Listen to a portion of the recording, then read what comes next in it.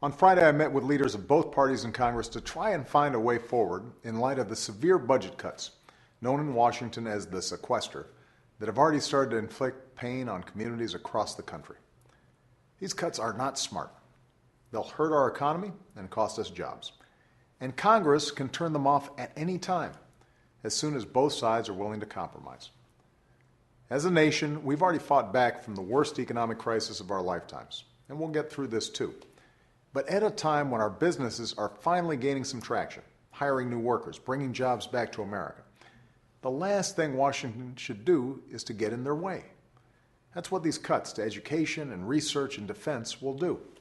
It's unnecessary. And at a time when too many of our friends and neighbors are still looking for work, it's inexcusable. Now, it's important to understand that while not everyone will feel the pain of these cuts right away, the pain will be real. Many middle-class families will have their lives disrupted in a significant way. Beginning this week, businesses that work with the military will have to lay folks off. Communities near military bases will take a serious blow. Hundreds of thousands of Americans who serve their country, Border Patrol agents, FBI agents, civilians who work for the Defense Department, will see their wages cut and their hours reduced. This will cause a ripple effect across the economy. Businesses will suffer because customers will have less money to spend. The longer these cuts remain in place, the greater the damage. Economists estimate they could eventually cost us more than 750,000 jobs and slow our economy by over 0.5%. Here's the thing. None of this is necessary. It's happening because Republicans in Congress chose this outcome over closing a single wasteful tax loophole that helps reduce the deficit. Just this week, they decided that protecting special interest tax breaks for the well-off and well-connected is more important than protecting our military and middle-class families from these cuts.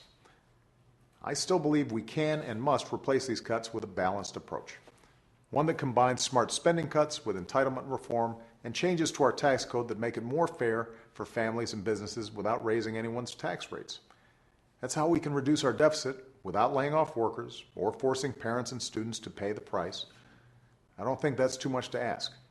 It's the kind of approach I've proposed for 2 years now. A majority of the American people agree with me on this approach, including a majority of Republicans. We just need Republicans in Congress to catch up with their own party and the rest of the country. Now, I know there are Republicans in Congress who would actually rather see tax loopholes closed than let these cuts go through. And I know there are Democrats who'd rather do smart entitlement reform than let these cuts go through. There's a caucus of common sense out there, and I'm going to keep reaching out to them to fix this for good. Because the American people are wary of perpetual partisanship and brinksmanship. This is America, and in America, we don't just bounce from one manufactured crisis to another. We make smart choices. We plan. We prioritize. So I'm going to push through this paralysis and keep fighting for the real challenges facing middle-class families.